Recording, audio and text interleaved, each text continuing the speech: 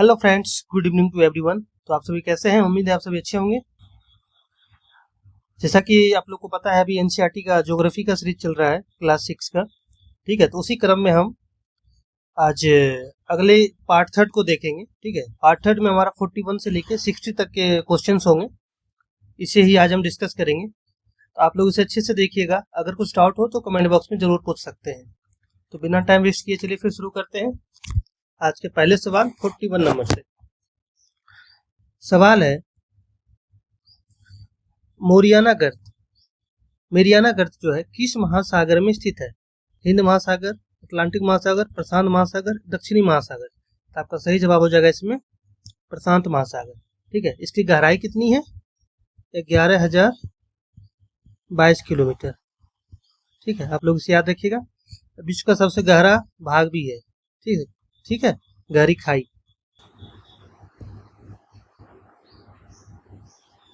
अगला क्वेश्चन है, पृथ्वी को नीला ग्रह क्यों कहा जाता है? ये आप लोग को भी पता होगा और लास्ट टाइम भी मैंने डिस्कस किया था। क्योंकि यहाँ जल की मात्रा अधिक है। कितनी है? 71% भाग पृथ्वी पर जल है, जिस कारण से पृथ्वी को नीला ग्रह कहा जाता है। अगर हम ऊपर से पृथ्वी को देखें आसमान से तो हमें नीला दिखाई देता। ठीक है, तो आपका सही जवाब हो जाएगा ऑप्शन नंबर बी। अगले क्वेश्चन की ओर चलते हैं। किस महासागर का आकार अंग्रेजी अक्षर एस के समान है? तो आप लोग को पता होगा। ठीक है, तो ये अटलांटिक महासागर। ठीक है, आपका सही जवाब हो जाएगा ऑप्शन नंबर सी, अटलांटिक महासागर। बाकी के जो तीनों महासागर हैं, प्रशांत महासागर, हिंद महासागर और आर्कटिक, इसका आप कमेंट बॉक्स में बताइएगा।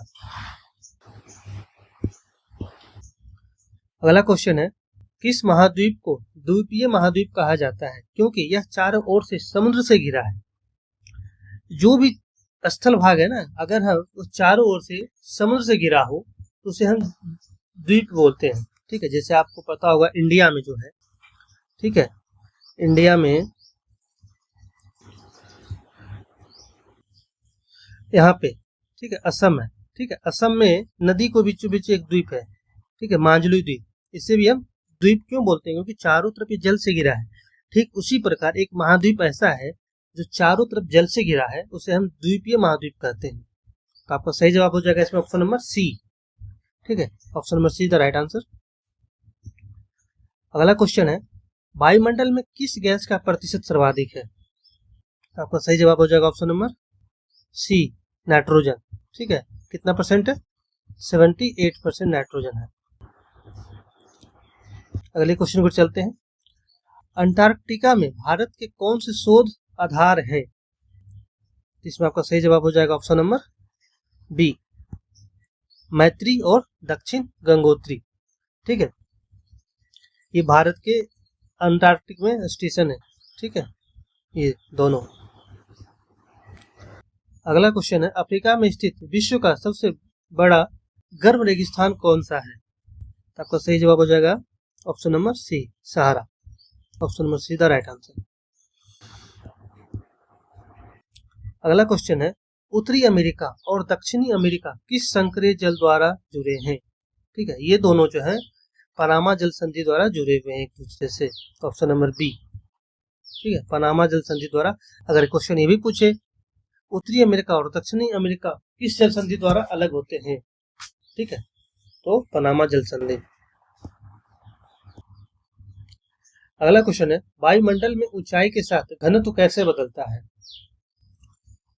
वायुमंडल में ऊंचाई के साथ घनत्व का क्या होगा? घटता है। ठीक है, घनत्व क्या होगा? घटता है। क्योंकि जैसे जैसे ऊपर जाएंगे हमारा क्या होगा? प्रेशर बढ़ता जाएगा और घनत्व कम होता जाएगा। यूरोप और एशिया महाद्वीप को एक साथ क्या कहा जाता है? तो सभी को पता होगा उम्मीद है। Option number C the right answer, Eurasia. 600 metre से अधिक ऊंचाई और खड़ी ढाल वाली पहाड़ी को क्या कहा जाता है? मतलब इसका आंसर ऐसे वो आंसर हो जाएगा पर्वत। जैसे एक ये है, ठीक है, खड़ी ढाल है, इस पे चढ़ना बड़ा मुश्किल होगा। ठीक है, एक है ऐसे, इस पे चढ़ना थोड़ा सा आसान होगा। ठीक है, तो इसको हम पर्वत बोलेंगे। जो खड़ी ढाल वाली होगी और 600 मीटर से अधिक ऊंचाई होगी उसे हम क्या बोलेंगे? पर्वत। खड़ी ढाल होना जरूरी है। अपर्दन की क्रिया द्वारा पृथ्वी की सतह पर क्या प्रभाव पड़ता है?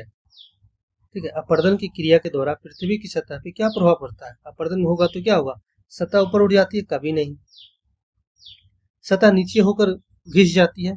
सही बात है, क्योंकि मिट्टी एक जगह से दूसरे जगह जाएगा। मान लीजिए अपर्दन हो रहा है तो वहां की सतह घिस गई ना, सतह समतल हो जाती है? जरूरी नहीं है। नए स्थल रूप बनते हैं, ये हो सकता है आंसर। ठीक है, एक बार इसका मैं देख के बताऊंगा।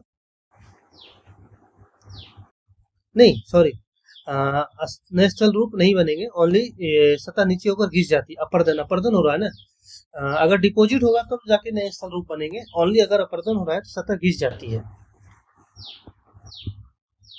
अगला क्वेश्चन है, हिमालय और आल्प्स किस प्रकार के पर्वतों के उदाहरण हैं?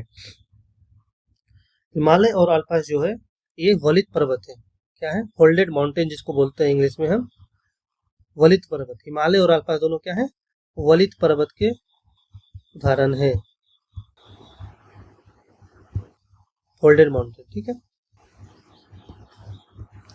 अगला क्वेश्चन है, भारत की कौन सी पर्वत श्रृंखला विश्व की सबसे पुरानी वलित पर्वत श्रृंखला है?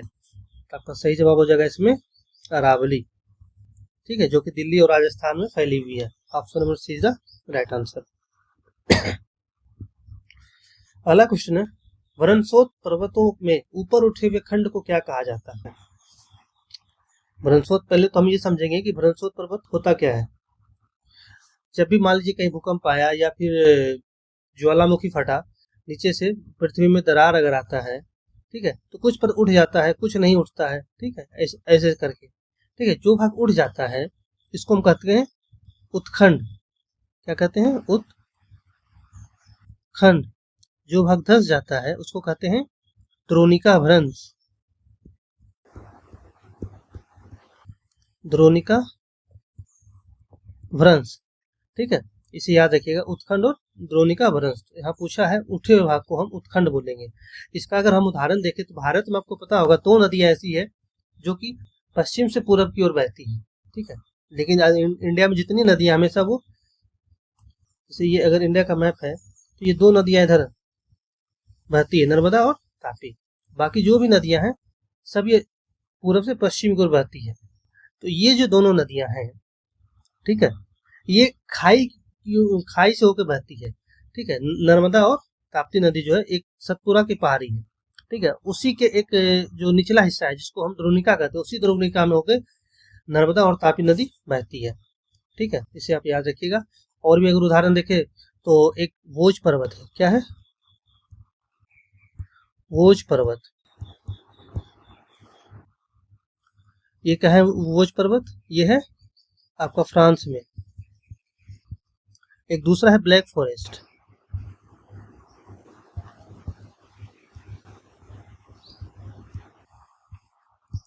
ये कहाँ है?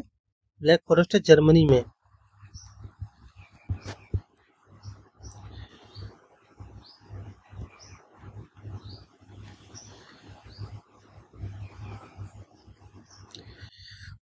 फिर से बता देता हूँ फ्रेंड्स,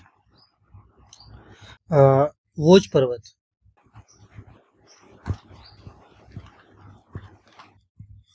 वोज पर्वत कहाँ है? ये फ्रांस। दूसरा है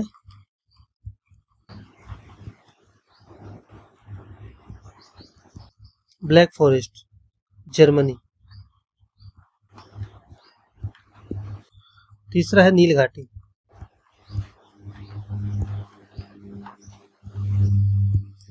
ये कहाँ है? अफ्रीका में। चौथा है नर्मदा तथा तापी, अभी मैं आपको बताया।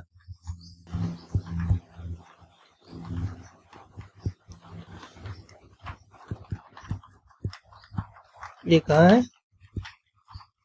भारत में। ठीक है, इसे आप याद रखिएगा। पठार किस स्थल रूप की तरह होते हैं? पठार कैसा होता है इससे पहले मैंने डिस्कस कर चुका हूँ। इसका आंसर हो जाएगा आपका ऑप्शन नंबर सी, मेज के समान सपाट होगा। भले ये उठा होगा पार्ट, बट ऐसे होगा, ऊपर है ना, पूरा मतलब सपाट नहीं, एक तरह से मेज हम समझ सकते हैं। ठीक है, ये इसको हम पठार कहेंगे। अगला क्वेश्चन है, विश्व का सबसे ऊंचा पठार कौन सा है? विश्व का सबसे ऊंचा पठार कौन सा है? आपका सही आंसर हो जाएगा ऑप्शन नंबर सी, तिब्बत का पठार। पहला क्वेश्चन देखेंगे, भारत में छोटा नागपुर पठार किस खनिज के लिए प्रसिद्ध है? भारत में छोटा नागपुर पठार किस खनिज के लिए प्रसिद्ध है? आपका सही जवाब हो जाएगा लौह अयस्क, कोयला तथा manganese. Option number B is the right answer. मैदानों का निर्माण मुख्य रूप से किनके द्वारा लाए गए निक्षेपों से होता है? मैदानों का जो निर्माण है किसके द्वारा लाएंगे, निक्षेप किसके द्वारा आएगा? नदी द्वारा आएगा। ठीक है, नदियां और उनकी सहायक नदियां, जैसे आपको पता होगा यूपी हो गया अपना, तो यूपी का बहुत सारे शहर नदियों द्वारा लाए गए निक्षेपों से ही बसा है। अभी का जो बांग्लादेश है, ठीक है, अभी का जो बांग्लादेश है, नदी से भागते आती, जहाँ अपना जल गिराती है, वहाँ अवसाद जमा करती है। लाखों वर्षों करोड़ों वर्षों में ये अवसाद बहुत जमा हो के एक समतल मैदान बन जाता है। जो आज बांग्लादेश है वो कभी पूरा समुद्र हुआ करता था, बट नदियां द्वारा जो निक्षेप लाके वहां जमा करता है, मतलब जमा करती गई नदी अपना निक्षेप को, वही आज एक समतल मैदान बन गया है। ठीक है, जो कि गंगा और यमुना का है। एक यमुना भी, सॉरी, गंगा और ब्रह्मपुत्रा नदी भी इधर से आती है, चाइना से होके इंडिया में। ये दोनों मिलकर अवसाद जमा करती गई और एक टाइम बाद ये समतल मैदान बन गया, जो आज बांग्लादेश है। तो इसमें आपका सही जवाब क्या हो जाएगा? नदियां और उनकी सहायक नदी, ऑप्शन नंबर सी।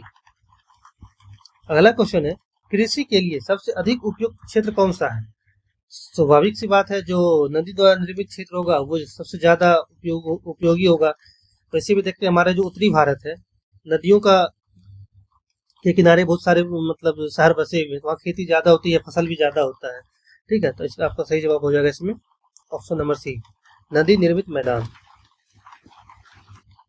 तो फ्रेंड्स, ये हमारा था आज का लास्ट क्वेश्चन। ठीक है, उम्मीद है आप लोग को ये सीरीज पसंद आ रहा होगा, और पसंद आ रहा है तो प्लीज वीडियो को लाइक करके जाइएगा, और नए हैं तो चैनल को सब्सक्राइब कीजिएगा। ठीक है, तो मिलते हैं अगले वीडियो में, तब तक के लिए जय हिंद।